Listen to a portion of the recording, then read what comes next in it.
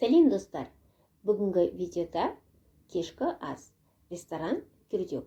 Ресторан Күрдек өзінің керемет жарық, әдемі интерьері мен би алаңы және көңілді диджей хит әндермен баурап алады.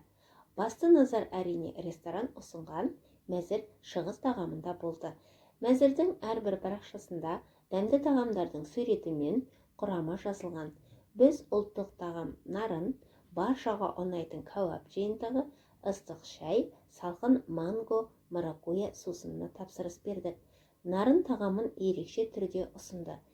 Ет, қазы, туралған нарын және үккіштен өткізілген құрт. Бізге ұнағаны құрғақ нарынның бетіне себілген құрт болды. Әрине еттің сорпасы ерекше дәмді. Кәуап жиынтығы иісі бұрқырап, тәбетті ашып тұр.